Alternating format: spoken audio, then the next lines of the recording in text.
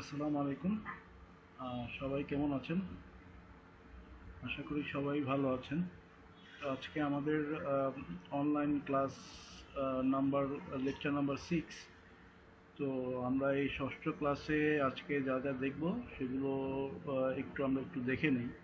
আমরা মূলত আজকে ব্যবসা হতে আয় দেখব, আমরা মূলধনী আয় দেখব, আমরা আর্থিক পরিসম্পদ হতে আয় এটা দেখব এবং অন্যান্য উৎস থেকে আয়। এই 4 ধরনের আয়ের আমরা মোটামুটি একটা ধারণা নেওয়ার চেষ্টা করব। তো আহ, শুরুতেই আহ, সবাইকে জানাচ্ছি যে আপনাদের শুনতে কোনো ধরনের কোনো প্রবলেম হচ্ছে কিনা সেটা একটু জানাবেন। যদি না হয়ে থাকে তাহলে আমি আমার ক্লাসটা শুরু করছি।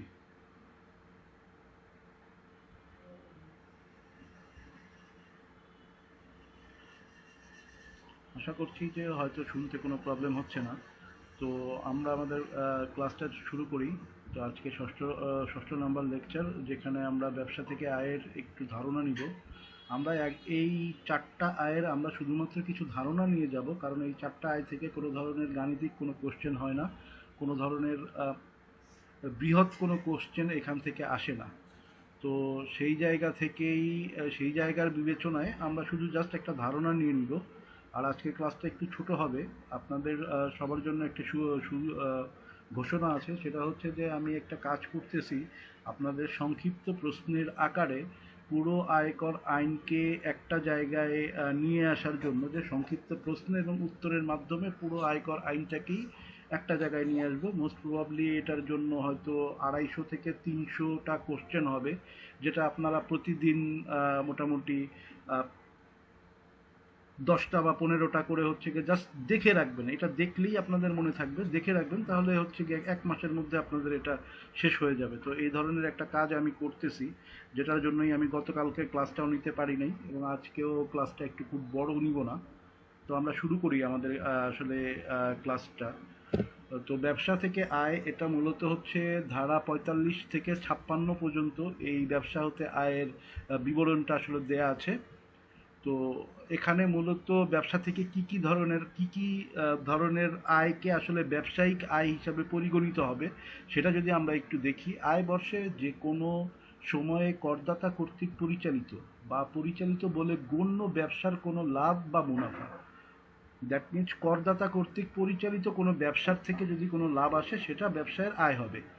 দ্বিতীয় আর একটা বিষয় হচ্ছে যে যে কোনো ব্যবসায় বা পেশাজীবী সংগঠন বা এরূপ কোনো সংগঠন কর্তৃক তার সদস্যের নির্দিষ্ট সেবা প্রদানের মাধ্যমে অর্জিত কোনো আয়। দ্যাট মিনস প্রথমটা বলা ছিল হচ্ছে যে আমার আহ, কোনো কিছু ম্যানুফ্যাকচার করে তারপরে সেটাকে বিক্রি করে যে আমরা লাভটা পাই সেটার কথা বলা হচ্ছে। আর একটা হচ্ছে গিয়ে কিন্তু সেবার মাধ্যমে যে আমরা আয়টা করতে পারি সেটার কথা বলা হচ্ছে। গতে যে কি বলা হচ্ছে যে কোনো ব্যক্তির অতীত, বর্তমান বা ভবিষ্যৎ ব্যবসায়িক সম্পর্কের ধারাবাহিকতায় বা সম্পর্কের কারণে উদ্ভূত কোনো সুবিধার ন্যায় বাজার মূল্য তা অর্থে রূপান্তর হোক বা না হোক। দ্যাট মিন্স যে আমার অতীতে, ভবিষ্যতে অথবা বর্তমানে কোনো ব্যবসায়িক সম্পর্কের কারণে আমি যদি কোনো টাকা আয় করে থাকি, দ্যাট মিন্স এখানে বলা হচ্ছে যে আমরা যে কাউকে কোনো কাজ পাইয়ে দেওয়ার মাধ্যমে আমরা যে মুনাফাটা করে থাকি, দ্যাট মিন্স এটাকে আমরা যদি বলি কনসালটেন্সি, অথবা যদি আমরা বলি যে কোনো এজেন্ট রিলেটেড যে বিজনেসটা আমরা করে থাকি, এজেন্ট রিলেটেড যে বিজনেসটা করে থাকি, অথবা ডিলারশিপের যে বিজনেসটা করে থাকি, সেই সেই বিজনেসের মাধ্যমে যে আমরা যে লাভটা করে থাকি সেই লাভের কথা এখানে বলা হচ্ছে। মুদ্রা ঘতে যেটা বলা হচ্ছে, মুদ্রা বিনিময় হতে নগদায়িত অর্থ যদি তা মূলধনী পরিসম্পদ অর্জন সংশ্লিষ্ট না হয়। দ্যাট মিন্স আমরা যেটা ডলার বাজারে যে আমরা যে বিভিন্ন ডলারের যে ক্রয় বিক্রয়ের যে শোরুম বা দোকানগুলো আছে, সেই জায়গাতে আমরা যে ডলার কেনা বেচার মাধ্যমে যে লাভটা আমরা করতে পারি সেই লাভটাকে বলা হচ্ছে ব্যবসায়িক আয়।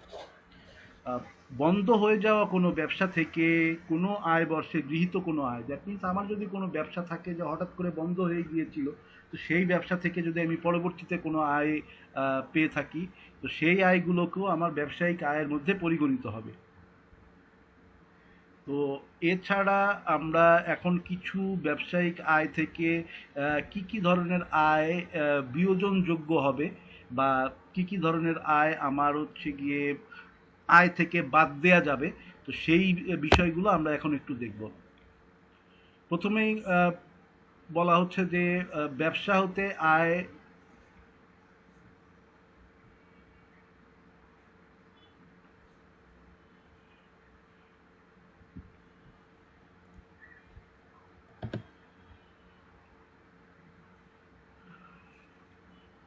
ব্যবসা হতে আয় কোনো বর্ষে কোনো ব্যবসায়িক ব্যবসা হতে আয় পরিগণনার ক্ষেত্রে প্রত্যেক স্বতন্ত্র এবং ভিন্ন ব্যবসায়ের জন্য নিম্নলিখিত ব্যয়সমূহ সাধারণ বিয়োজনযোগ্য হিসাবে অন্তর্ভুক্ত হবে। তো ব্যবসা থেকে আয় পরিগণনার ক্ষেত্রে যে যে বিষয়গুলো বা যে যে খরচগুলো বিয়োজনযোগ্য হবে সেটাই এখানে বলা আছে। সেটার ক্ষেত্রে বলা আছে হচ্ছে কাঁচামাল মজুদ, পণ্য ক্রয় ও অবলোপিত মজুদ পণ্য ব্যয়। তো কাঁচামাল মজুদ পণ্য ক্রয়, দ্যাট মিনস কাঁচামাল যে কোনো ধরনের আমরা যে ইনভেন্টরির জন্য যে যে কোনো ধরনের যে পারচেস করি, আমরা যদি কোনো প্রোডাক্ট তৈরির ক্ষেত্রে যে তার র ম্যাটেরিয়াল পারচেস করি সেটাই হচ্ছে কাঁচামাল। অথচ র ম্যাটেরিয়াল যে আমাদের কাছে যে মজুদ থাকে সেটাও হচ্ছে গিয়ে কি যে বাদ যাবে, ব্যবসার থেকে বাদ বাদ যাবে, বা ওই ওই বিজনেসের লাভ থেকে বাদ যাবে। দ্যাট মিনস আমরা বিজনেস ইনকাম বের করার ক্ষেত্রে আমরা এর নেক্সট ক্লাসে আমরা এই জিনিসগুলো দেখব। বিজনেস ইনকাম বা হচ্ছে গিয়ে কি যে কোনো ব্যবসার যে ইনকাম বের করার ক্ষেত্রে আমরা তার সেলস থেকে যে কস্ট অফ সেলসটা যেটা বাদ দেই, দ্যাট মিনস সিওজিএস যেটা বাদ দিই, এই সিওজিএসটা থেকে যে বাদ দেওয়ার আসলে বাদ দেওয়া যাবে কি না তার বিক্রয় থেকে, তো যে এই ধারার মাধ্যমে এটাকে আসলে এনশিওর করা হয় যে কাঁচামাল মজুদ, বিক্রয়, পণ্য ক্রয়, দ্যাট মিনস পারচেজ, এবং হচ্ছে অবলোপিত মজুদ ব্যয়, দ্যাট মিনস এই মজুদ করার ক্ষেত্রে যে আসলে ব্যয়টা হয়, অথবা হচ্ছে গিয়ে কি যে আমার মজুদ করার জন্য যদি কোনো ম্যাটেরিয়াল যদি আমার লস হয়ে যায়, তাহলে সেইগুলো আমার এই সাধারণ বিয়োজনযোগ্য হিসাবে পরিগণিত হবে। এছাড়া যেটা আছে শুল্ক, করাদি, পৌর কর, স্থানীয় কর, খাজনা, সরকারি ফি, এগুলো আমার সাধারণ বিয়োজন। ভূমি বা আঙ্গিনার ভাড়া, উন্নয়ন, সংরক্ষণ ব্যয়, এগুলো হচ্ছে আমার সাধারণ বিয়োজন। চাকরি হতে আয় হিসাবে পরিগণিত ব্যয়, দ্যাট মিন্স আমার কোম্পানিতে যত ধরনের স্টাফ আছে সেই স্টাফের যে আসলে স্যালারি আমরা দিয়ে থাকি সেটাও হচ্ছে সাধারণ বিয়োজনযোগ্য। কোম্পানির যত ধরনের মেরামত বা সংরক্ষণ ব্যয় থাকে সেটাও সাধারণ বিয়োজনযোগ্য। এই কোম্পানির যে যত ধরনের বীমা প্রিমিয়াম দিয়ে থাকে সেটা সাধারণ বিনিয়োগযোগ্য। বিদ্যুৎ জ্বালানি পরিষেবা ব্যয়, তাহলে বিদ্যুৎ জ্বালানি পরিষেবা ব্যয় যে কোম্পানির ক্ষেত্রে যে আমার ইলেকট্রিসিটি বিল আছে, আমার যে ফুয়েল কস্ট আছে, সেইগুলো আমার হচ্ছে গিয়ে সাধারণ বিয়োজনযোগ্য। পণ্য পরিবহন, clearing, forwarding charge, that means আমি আমার ক্ষেত্রে যে ট্রান্সপোর্টেশন কস্ট দিতে পারি, আমার এক্সপোর্টের ক্ষেত্রে আমরা যে ক্লিয়ারিং ফরওয়ার্ডিং যে চার্জটা দিয়ে থাকি সেই চার্জগুলো সাধারণ বিয়োজনযোগ্য। কমিশন, দালালি, ডিসকাউন্ট বা ওয়ারেন্ট চার্জ, দ্যাট মিন্স আমি আগেই বলেছি যে এর মাধ্যমে যেমন আয়ও হতে পারে এবং এগুলো যদি আমরা প্রদান করে থাকি তাহলেও সেই ক্ষেত্রেও আমরা হচ্ছে গিয়ে সেটাও আমার সাধারণ বিয়োজনযোগ্য। দ্যাট মিন্স আমার যে টোটাল ইনকাম আছে, ইনকাম থেকে এই খরচগুলো আমি বিয়োজন করতে পারবো। বিজ্ঞাপন ও প্রচারণ ব্যয়, দ্যাট মিন্স আমার যে অ্যাডভার্টাইজমেন্ট কস্ট আছে, আমার যে মার্কেটিং কস্ট আছে, সেই কস্টগুলো আমি এখানে বিয়োজন হিসাবে গণ্য করতে পারবো। কর্মীদের প্রশিক্ষণ ব্যয়, দ্যাট মিন্স ট্রেনিং এক্সপেন্স যদি কোনো থাকে তাহলে সেটাও আমরা করতে পারবো। এরপরে বিক্রয় প্রতিনিধিদের সম্মেলন, হোটেল ও আবাসন ব্যয়, দ্যাট মিন্স আমরা যে বিভিন্ন সময় আমরা বিভিন্ন জায়গাতে দেখি যে বিভিন্ন সেলস রিপ্রেজেন্টেটিভ বা সেলস পার্সনদেরকে নিয়ে যে একটা সম্মেলন করা হয় বা অ্যানুয়াল সেলস মিটিং হয়, সেলস যেখানে হচ্ছে টার্গেট করা হয়, এই সেলস টার্গেটের জন্য যে যে সম্মেলন করা হয়, তার এই সম্মেলন করার জন্য যে হোটেল এবং অন্যান্য খরচ, খাওয়া দাওয়ার খরচ থেকে সকল খরচ, এটা সাধারণ বিয়োজনযোগ্যের অন্তর্ভুক্ত। যাতায়াত ও ভ্রমণ ভাতা, এমপ্লয়ীদের যে যাতায়াত এবং ভ্রমণ ভাতা দেওয়া হয় সেটাও সাধারণ বিয়োজনযোগ্য। ইন্টারনেট একইভাবে এখানে ইম্পর্টেন্ট যেটা আছে সেটা হচ্ছে যে আইনি নিরীক্ষা, পেশাদারী সেবা, আপ্যায়ন ও অতিথিশালা ব্যয়। ইম্পর্টেন্ট যেটা হচ্ছে সেটা হচ্ছে নতে আছে রয়্যালিটি, কারিগরি ফি, হেড অফিস ব্যয়। শ্রমিক ও কল্যাণ তহবিলে প্রদান করা হয়েছে যে টাকাটা, সেটাও হচ্ছে গিয়ে সাধারণ বিয়োজনযোগ্য।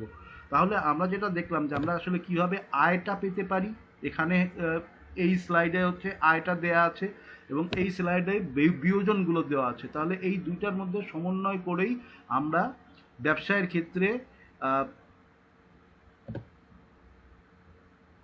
আয়করযোগ্য আয়, করযোগ্য আয়টা আমরা নির্ধারণ করতে পারি। তো আমরা জাস্ট এইটুকুই জেনে রাখবো ব্যবসায় ক্ষেত্রে আয়ের পরিগণনার জন্য আসলে সাধারণ বিয়োজন কি কি, যদি বাই চান্স এগুলো এসে থাকে তাহলে যাতে আমরা লিখতে পারি। এটা সাধারণত খুব একটা আসে না, যার কারণে আমি খুব বেশি আলোচনা করিনি, আর কোনো স্লাইডে আমি এইটার আলোচনা করিনি। তো এরপরে আমরা যেটা দেখব সেটা হচ্ছে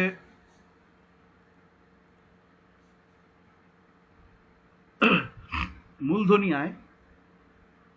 এই মূলধনী আয় বা হচ্ছে গিয়ে ক্যাপিটাল গেইন যেটাকে আমরা বলি, ক্যাপিটাল গেইন কোনো অ্যাসেট বিক্রির মাধ্যমে। অ্যাসেট মানে হচ্ছে আমরা যদি কোনো বাড়ি বিক্রি করি, আমরা যদি কোনো ল্যান্ড বিক্রি করি, আমরা যদি কোনো শেয়ার বিক্রি করি, কোনো শেয়ার যদি আমি কিনে রাখছিলাম, যে কোনো শেয়ার কিনে রেখেছি আজকে 10 বছর আগে, 10 বছর পরে সেটার দাম অনেক হয়েছে, আমি বিক্রি করেছি। তাহলে এই যে ক্রয় এবং বিক্রয়ের মধ্যে যে ডিফারেন্স হয়ে যে টাকাটা আপনার ইনকাম হবে, সেই ইনকামের করটা দিতে হবে। সেই ইনকামের করের ক্ষেত্রে আমরা যেটা দেখছি যে এটার ক্ষেত্রে মূলধনী আয়ের ক্ষেত্রে আমরা যদি স্লাইডের একেবারে শেষের দিকে দেখি, ডান পাশের নিচের দিকে, মূলধনী আয়ের ক্ষেত্রে প্রথম আসবে হচ্ছে মূলধনী আয়ের ক্ষেত্রে 50 লক্ষ টাকা প্রথমেই বাদ যাবে। মানে তার যেটা ইনকাম হবে সেই ইনকাম থেকে প্রথমেই 50 লক্ষ টাকা একটা জেনারেল এক্সাম্পশন আছে। এই জেনারেল এক্সাম্পশন বাদ দেওয়ার পরে যে টাকাটা থাকবে সেই টাকার উপরে তাকে কর দিতে হবে। এখন এই কর দেওয়ার হারটা হচ্ছে দুই ধরনের। যদি এই অ্যাসেটটা তার কাছে 5 বছরের কম সময় ধরে থাকে, দ্যাট মিনস আমি একটা গাড়ি কিনেছি, গাড়ি না, ব্যক্তিগত গাড়ি আসলে অন্তর্ভুক্ত হয় না। ব্যক্তিগত গাড়ি, কম্পিউটার এবং আসবাবপত্র এগুলো আসলে কখনোই মূলধনী আয় হিসাবে পরিগণিত হয় না। শুধুমাত্র বাড়ি, জমি, শেয়ার, হ্যাঁ, এইগুলো শুধুমাত্র অন্তর্ভুক্ত হবে মূলধনী আয়ের ক্ষেত্রে। আচ্ছা, তো মূলধনী আয়ের ক্ষেত্রে সাপোজ আমি একটা বাড়ি কিনেছি, যেটা আমি আবার ব্যবসায়ের উদ্দেশ্যে কিনেছি, আবার 4 বছরের মধ্যে আমি সেটা বিক্রি করে দিয়েছি। যদি 4 বছর মানে 5 বছরের বেশি নয় এমন যদি হয় আপনার সম্পত্তিটা আপনার কাছে থাকে এবং সেটা যদি আপনি বিক্রি করে কোনো আয় জেনারেট করেন, দ্যাট মিনস মূলধনী আয় হয়, ক্যাপিটাল গেইন যদি আপনার হয়ে থাকে, তাহলে সেটা আপনার রেগুলার ইনকামের মধ্যে আপনাকে সেটা পরিগণিত করবে এবং রেগুলার ইনকাম হিসাবে পরিগণিত করে দেন তার থেকে আপনার নিয়মিত হার, দ্যাট মিনস স্ল্যাব অনুযায়ী আপনার যে কর আসবে সেই করই আপনাকে দিতে হবে। আর যদি আপনার এই অ্যাসেটটা যদি 5 বছরের বেশি যদি আপনার কাছে থাকে, দ্যাট মিনস 6 বছর, 7 বছর, 8 বছর পরে যে আমি যদি কোনো সম্পত্তি বিক্রি করি, তাহলে এই সম্পত্তি থেকে যে আয়টা আসবে সেই আয়ের 15% ডিরেক্ট হারে, 15% রেটে আমাকে কর দিতে হবে। একটা কর দিতে হবে 5 বছরের কম সময় যদি আমার কাছে থাকে, তাহলে নিয়মিত হারে কর দিব ধাপ অনুযায়ী, স্ল্যাব অনুযায়ী। আর যদি 5 বছরের বেশি যদি আমার কাছে যদি এই সম্পত্তিটা থাকে, তাহলে আমাকে ডিরেক্ট ওই আয়ের উপরে 15% হারে কর দিতে হবে। তো মূলধনী আয়টা আসলে জিনিসটা কি, আমি যদি একটু দেখি, ধারা 57 এবং 61, ধারা 57 থেকে 61-র মধ্যে মূলধনী আয় সম্পর্কে পুরোপুরি বলা হয়েছে। মূলধনী আয়ের ক্ষেত্রে উন্মুক্ত বাজার, দ্যাট মিনস ন্যায্য বাজার মূল্য, মানে আজকের দিনে যে বাজার মূল্য আছে সেই বাজার মূল্যে হতে হবে এবং বাজার মূল্য, উন্মুক্ত বাজার মূল্য নির্ধারণের জন্য পরিসম্পদ হস্তান্তর হইতে প্রাপ্ত উপযাচিত অর্থ এবং হস্তান্তরের তারিখে পরিসম্পদের ন্যায্য বাজার মূল্য, এই দুটার মধ্যে যেটা অধিক, দ্যাট মিনস এখানে পরিসম্পদ অর্জন মূল্য একটা, পরিসম্পদ অর্জন মূল্য একটা হচ্ছে অর্জন মূল্য, একটা হচ্ছে ন্যায্য বাজার মূল্য। তাহলে অর্জন মূল্যটা আসলে কি? অর্জন মূল্য হচ্ছে আমি যে কয় টাকায় কিনেছি, এখন আমি একটা ল্যান্ড কিনলাম, সেই ল্যান্ডটা ডেভেলপমেন্ট করলাম, সেই ল্যান্ডটা ডেভেলপমেন্ট করে সেটাকে বালি ভরাট থেকে অন্যান্য জিনিসপত্র করে খাজনা পাতি সকল কিছু দিয়ে উন্নয়ন খরচ এবং সেটার হচ্ছে রেজিস্ট্রেশন খরচ টরচ সব কিছু দিয়ে আমি একটা জমিকে পরিপূর্ণ বিক্রয়যোগ্য করলাম, এবং বিক্রয়যোগ্য করার পরে আমি সেটাকে বিক্রি করলাম আজকের ন্যায্য বাজার মূল্যে। এখন ওই যে আমি ল্যান্ডটা কিনলাম, ল্যান্ডটাকে ভরাট করলাম এবং সেই সাথে সেটার জন্য রেজিস্ট্রেশন খরচ দিলাম, সেখানে আমার যদি কাগজপত্র জনিত যদি কোনো খরচ থেকে থাকে সেই খরচগুলো দিলাম, সমস্ত খরচ যোগ করার পরে আমার সেটার দাম হবে, যে দামটা আসবে সেটা হচ্ছে অর্জন মূল্য। দ্যাট মিনস অর্জন মূল্য হচ্ছে হস্তান্তর সম্পর্কিত খরচ, পরিসম্পদের ক্রয় মূল্য এবং সম্পদ উন্নয়নের খরচ যদি থাকে, যদি আমি কোনো সম্পদ উন্নয়নের জন্য খরচ করে থাকি, তাহলে এটা হচ্ছে অর্জন মূল্য। আর আজকে ন্যায্য বাজার মূল্য মানে আজকে যে কয় টাকায় আমি বিক্রি করছি, তাহলে এই দুটার মধ্যে যেটা অধিক, দ্যাট মিনস ন্যায্য বাজার মূল্যই সবসময় বেশি থাকে, এটাই স্বাভাবিক। তা না হলে আমি হচ্ছে গিয়ে কি এই বিক্রিটা করবো না। আমি সাধারণত ন্যায্য বাজার মূল্য মানে আজকে যদি আমি যা খরচ করেছি এই জমি বা ল্যান্ডের জন্য, এটা যদি বেশি না পাই তাহলে কিন্তু আমি মূলধনী আয়ই হবে না, আর মূলধনী আয় যদি না হয় তাহলে তার ট্যাক্স বা অন্যান্য কোনো কিছু আসবে না। তো মূলধনী আয়ের ক্ষেত্রে আমরা যেটা হিসাব করব, ন্যায্য বাজার মূল্যতে হচ্ছে গিয়ে মূলধনী আয়টা পরিগণিত হবে, এবং সেই ক্ষেত্রে আপনাকে দেখতে হবে, এটার ক্ষেত্রে একটা জেনারেল এক্সামশন আছে, 50 লক্ষ টাকা ডিরেক্টলি বাদ যাবে।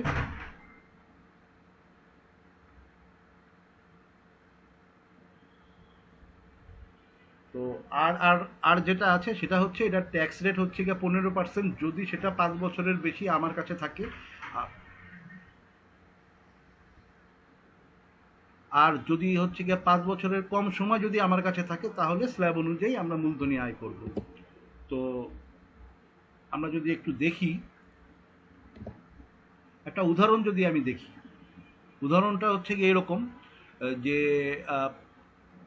মিস ঝর্ণা রহমান ঢাকার গুলশান থানার বাসায় একজন বাসিন্দা। 2024-25 অর্থ বছরে তিনি ব্যবসা হতে আয় করেছেন 2 কোটি টাকা, 20 লাখ টাকা। উক্ত আয়ের বিপরীতে 24-25 অর্থ বছরে তিনি 2,40,000 টাকা অগ্রিম কর পরিশোধ করেছেন। তাহলে এটা একটা ঘটনা। দ্বিতীয় ঘটনা আছে 23শে জুন তারিখ। আচ্ছা, মিস ঝর্ণা ক্যাপিটাল মার্কেট হতে রিয়েলাইজ গেইন করেছেন 55 লাখ টাকা, আনরিয়েলাইজড গেইন আছে 30 লাখ টাকা। বিবেচ্য আয় বছরে তিনি 50 লাখ টাকার সেকেন্ডারি শেয়ারে বিনিয়োগ করেছেন। তার মানে উনি 55 লক্ষ টাকা যে রিয়েলাইজ গেইন করেছেন তার থেকে আবার 50 লক্ষ টাকা উনি আবার শেয়ারেই বিনিয়োগ করেছেন। এটা হচ্ছে দ্বিতীয় ঘটনা। এবার তৃতীয় ঘটনায় আসি। এখানে মোট চারটা ঘটনা আছে, চারটা ঘটনাই আমি আলাদা আলাদা করে দেওয়ার চেষ্টা করেছি।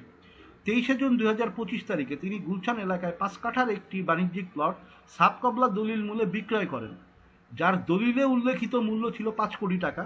দলিল মূল্যের বাহিরে করদাতা প্লট বিক্রয় বাবদ ব্যাংকের মাধ্যমে আরও, এখানে 2 কোটি টাকা হবে, 21 কোটি টাকা একটু ভুল আসছে, এটা একটু আমি ঠিক করে দেব পরে। এগুলো অনেক সময় করতে যা টাইপিং করতে যে আসলে মনে হয় এটা ভুল হয়। 2 কোটি টাকা প্রাপ্ত হন, অর্থাৎ প্লটটি বিক্রয় বাবদ করদাতা 7 কোটি টাকা প্রাপ্ত হন, যার সমর্থনে প্লটের বায়না দলিল ও ব্যাংকের বিবরণী দাখিল করেছেন। এইটা হচ্ছে আমাদের তৃতীয় নাম্বার ঘটনা। চতুর্থ ঘটনা হচ্ছে হস্তান্তর দলিল রেজিস্ট্রেশন কালে তিনি 75 লাখ টাকার উচ্ছে কর প্রদান করেছেন। দ্যাট মিনস উনি বিক্রির সময় 75 লাখ টাকা তিনি টিডিএস দিয়েছেন। আচ্ছা, উক্ত প্লট তিনি তার পিতার নিকট হতে হেবা মূল্য হিসাবে প্রাপ্ত হন। আচ্ছা, হেবা দলিলে জমির মূল্য হিসাবে দেখানো হয় 25 লাখ টাকা। আচ্ছা, তার মানে উনি ওনার বাবার কাছ থেকে আসলে মূলত এটা একটা গিফট পেয়েছিলেন। আচ্ছা, গিফট উনি না বলে উনি হেবা করেছেন। গিফট দিলে তো সেটার আসলে মূল্য উল্লেখ করার প্রয়োজন থাকতো না, তো যেহেতু মূল্য উল্লেখ করেছেন তাই এটাকে হেবা দলিল হয়েছে। আচ্ছা, তাহলে এই হেবা, এবং উনি কত তারিখে? 2017 তারিখ, 2017 সালে। তবে 17 থেকে 25 অলমোস্ট 8 বছর, অলমোস্ট 8 বছর। তাহলে উনি কিন্তু আসলে এটার ক্ষেত্রে ট্যাক্স যদি পরিগণনা করতে হয় তাহলে কিন্তু ওনার যে ক্যাপিটাল গেইন যে অংশটা হবে তার 15% ডিরেক্ট ট্যাক্স দিতে হবে। প্রথম কথা হচ্ছে উনি যেহেতু এটা 8 বছর ধরে ওনার কাছে নিজের জিম্মায় ছিল, সেহেতু ওনাকে 15% হারে ট্যাক্স দিতে হবে। প্রথম কথা শেষ। দ্বিতীয় বক্তব্য হচ্ছে গিয়ে কি, যে উনি যেহেতু 55 লাখ টাকা রিয়েলাইজ গেইন করেছেন ফ্রম ক্যাপিটাল মার্কেট, তাহলে এখান থেকে একটা জেনারেল এক্সামশন উনি পাবেন। জেনারেল এক্সামশন কত পাবেন? ওই যে 50 লাখ টাকা, যেটা বলেছিলাম যে একটা জেনারেল এক্সামশন আছে, এবং এই জেনারেল এক্সামশনটা পাবেন শুধু ক্যাপিটাল মার্কেটে ইনভেস্ট করার মাধ্যমে উনি যদি কোনো টাকা গেইন করে থাকেন, এবং সেটা যদি 50 লাখ টাকা পর্যন্ত উনি একটা জেনারেল এক্সামশন পাবেন। 50 লাখ টাকার উপরে হলে সেটাই সেই 5 লাখ টাকা উনি রিয়েলাইজ গেইন হিসাবে, রিয়েলাইজ প্রফিট হিসাবে ওনাকে দেখাইতে হবে। তাহলে রিয়েলাইজ প্রফিট হিসাবে উনি এখানে ক্যাপিটাল মার্কেট থেকে পাবেন 5 লাখ টাকা। উনি 20 লাখ টাকা হচ্ছে গিয়ে কর বর্ষে ব্যবসা থেকে উনি আয় করছেন, তার মানে 25 লাখ টাকা হলো। এছাড়া উনি ক্যাপিটাল গেইন যেটা করেছেন, সেই ক্যাপিটাল গেইন করেছেন হচ্ছে গিয়ে 5 লাখ টাকা হচ্ছে গিয়ে কি, যে ওনার হস্তান্তর মূল্য 2 লাখ টাকা, 7 লাখ টাকা যদি ওনার টোটাল মূল্য হয়ে থাকে, তাহলে এখান থেকে 25 লাখ টাকা বাদ যাবে। দ্যাট মিনস 6,75,000 টাকা ওনার ক্যাপিটাল গেইন আছে। তো আমরা যদি একটু দেখি,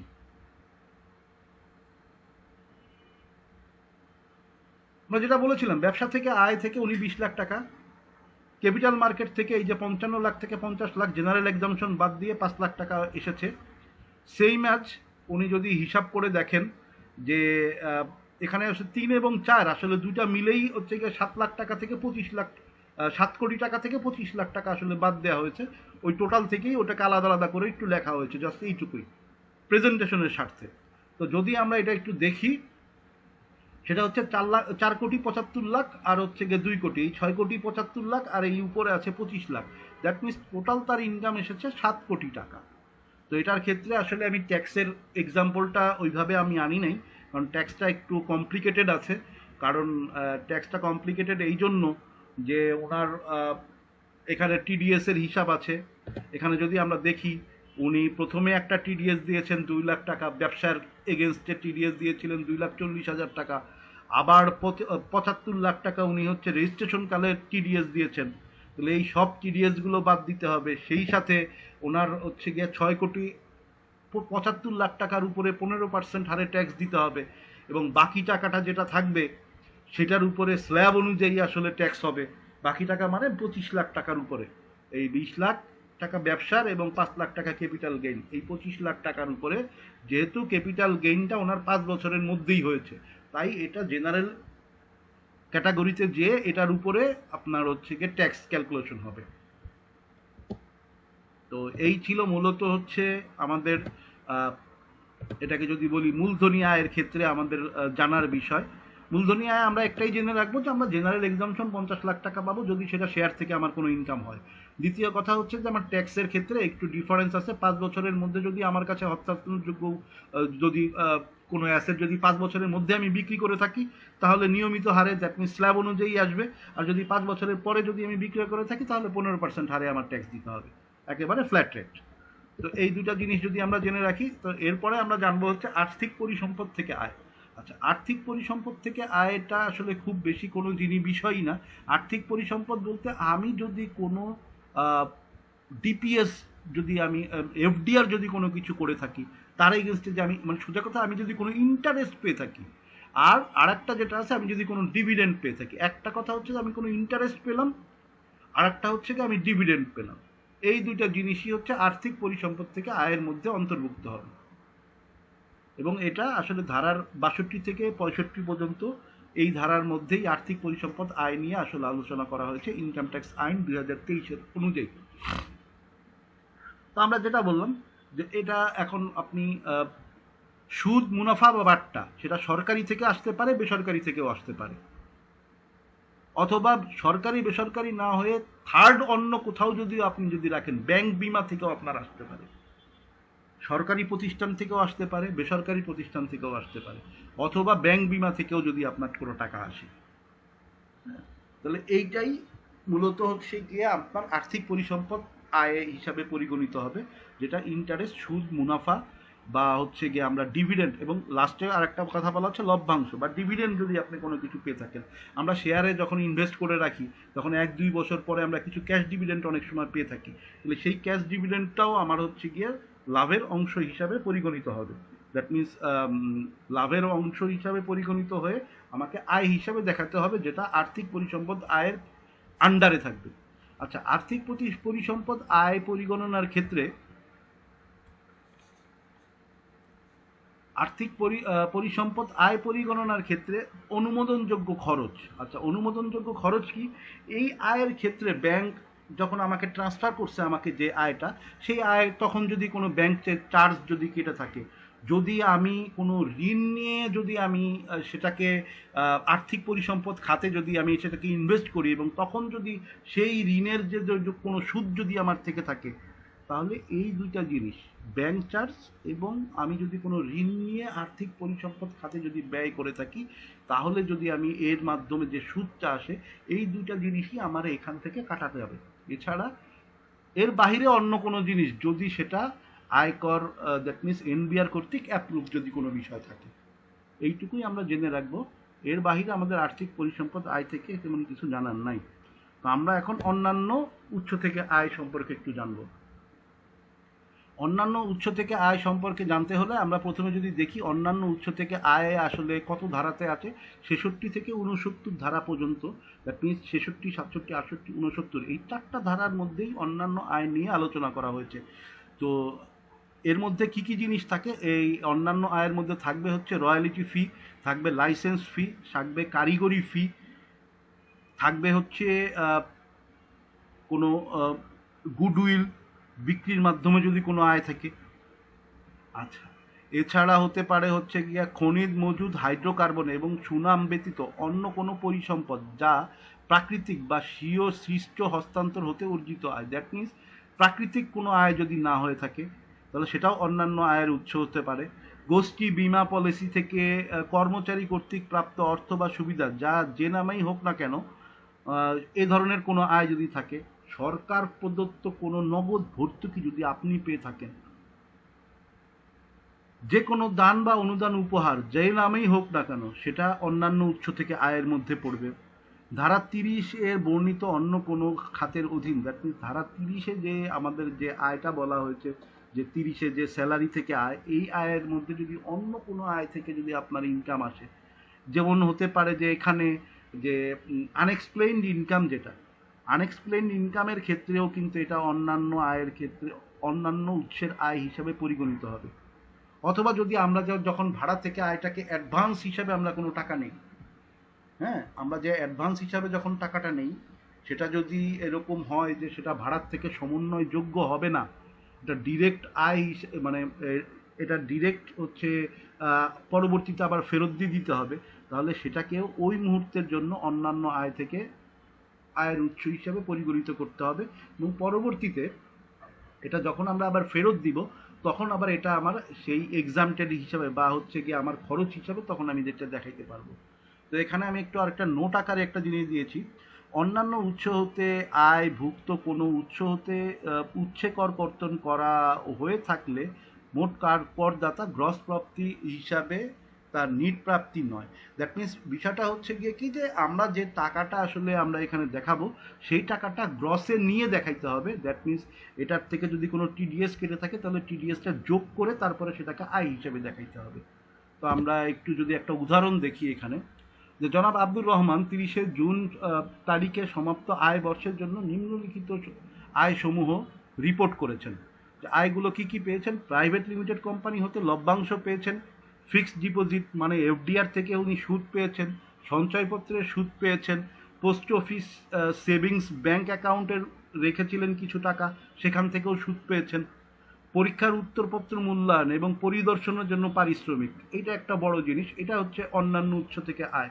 মানে আপনি কিন্তু আপনার স্যালারি বা হচ্ছে গিয়ে টিচার, যেহেতু আপনি আপনি আপনার স্যালারি পাচ্ছেন, কিন্তু তার বাহিরে আপনি যে পরীক্ষাপত্র মূল্যায়ন করেন, আপনি যে খাতা দেখেন, সেই খাতার থেকে যে আয়টা আসবে, এটা কিন্তু অন্যান্য উৎসের আয়। প্রাইজ বন্ড বা লটারি, এটা অন্যান্য উৎসের আয়। আপনি তো মূলত হচ্ছে একজন টিচার, কিন্তু আপনি যখনই হচ্ছে গিয়ে কি যে পুকুর থেকে মাছ বিক্রি করে যে একটা আয় করেন, বনের বিভিন্ন গাছ এবং বাঁশ বিক্রি করে যে আয় করেন, অথবা আপনি একটা বই লিখেছেন তার কপিরাইট থেকে যে আয়টা করেন, পরিচালক হিসাবে আপনি যে সম্মানী পান, আপনি পরিচালক, অ্যাজ এ পরিচালক আপনি যে কোনো একটা অনুষ্ঠান পরিচালনার জন্য আপনি পরিচালক হিসাবে যে সম্মানই পান, অথবা আপনি একটা এডিশনাল অন্য কোনো একটা কাজের জন্য আপনি যে সম্মানই পাবেন, বিবাহ বার্ষিকীর উপহার হিসেবে বিভিন্ন জায়গা থেকে যদি উপহার পান, কোনো লাইসেন্সিং, আপনার কোনো প্যাটেন্টকৃত লাইসেন্সিংয়ের জন্য যদি আপনি কোনো বেনিফিট পেয়ে থাকেন, অথবা আপনি অলংকার ক্রয় ব্যয় এবং বিক্রয় বাবদ যদি কোনো টাকা পেয়ে থাকেন, তো এই পুরো বিষয়গুলোই আপনার অন্যান্য আয়ের উৎস হিসাবে পরিগণিত হবে। তো সেইগুলো যদি আমরা দেখি, এখানে বেশ কিছু 12টা আসলে আয়ের উৎস এখানে দেওয়া হয়েছে, এবং সেই সাথে আরেকটু বলা হয়েছে উক্ত বছরে তিনি 1,25,000 টাকার অলংকার ক্রয় করেছেন, যা উৎসের কোনো ব্যাখ্যা বা তিনি ডিসিসিকে দেননি। এই বছরে তিনি লাইসেন্স নবায়ন ফি বাবদ 200 টাকা প্রদান করেছেন। প্রাইভেট লিমিটেড কোম্পানির শেয়ার কেনার জন্য গৃহীত ঋণের সুদ বাবদ 800 টাকা পরিশোধ করেছেন। এই হচ্ছে তার টোটাল বিষয়। তো এর উপরে তার আয়টা যদি আমরা পরিগণনা করি এবং আমরা যদি একটু দেখি, আর্থিক পরিসম্পদ থেকে উনি কিছু আয় করেছেন, উনি যেটা লভ্যাংশ পেয়েছিলেন, দ্যাট মিনস লভ্যাংশটা উনি টিডিএস আকারে পান। তো আমরা জানি যে লভ্যাংশের টিডিএস যদি, যেহেতু একজন ইনকাম ট্যাক্স, উনি যেহেতু প্রতি বছর ইনকাম ট্যাক্স দিয়ে থাকেন, দ্যাট মিনস ওনার যেহেতু টিন আছে, তাহলে টিন যাদের আছে তারা হচ্ছে গিয়ে 10% ট্যাক্স কাটা হয়। তাহলে 10% ট্যাক্স কেটে 9,000 টাকাকে গ্রসে 10,000 টাকা করা হয়েছে। স্থায়ী আমানত সুদের উপরও সেটাকেও গ্রসে 4,500 টাকাকে 6,000 টাকা করা হয়েছে। সুদ, সঞ্চয়পত্রের সুদ, সেটাকেও 18,000 টাকাকে সঞ্চয়পত্রের সুদ, এটাকেও গ্রসে 20,000 টাকা করা হয়েছে। পোস্ট অফিসের সেভিংসের সুদ 1,800 টাকা, সেটাকেও গ্রসে 2,000 টাকা করা হয়েছে। যে টোটাল পরিসম্পদ থেকে তার আয় ছিল 38,000 টাকা। তো সেখান থেকে উনি শেয়ার ক্রয় বাবদ যে গৃহীত ঋণের যে সুদ আছে সেটা তাকে এখানে বাদ দেওয়া হয়েছে, তাহলে 37,200 টাকা। এছাড়া অন্যান্য আয়ের উৎস, যে উনি অন্যান্য আয় থেকে যে আয়গুলো করেছিলেন, পরীক্ষা মূল্যায়ন, প্রাইজ বন্ড, পুকুরের মাছ বিক্রয়, বনের গাছ ও বাঁশ বিক্রয়, কপিরাইট হইতে আয়, পরিচালক হিসাবে সম্মানী, লাইসেন্স হতে আয়, অপ্রদর্শিত বিনিয়োগ, দ্যাট মিনস এই যে এখানে যে উনি উক্ত বছরে তিনি 1,25,000 টাকার অলংকার ক্রয় করেছেন, যা উৎস উনি কোনো কিছু বলতে পারেন নাই, সেটাকে কিন্তু দেখাইতে হয়েছে। এবং বিবাহ বার্ষিকীর উপহার, যেটারও আসলে উৎস ওইভাবে উনি দেখাইতে পারবেন না, বিবাহ বার্ষিকীর উপহার, তার মানে 1,25,000 আর 5,000 1,30,000 টাকা, এই টোটাল টাকাকেই উনি আয় হিসাবে দেখাতে হয়েছে।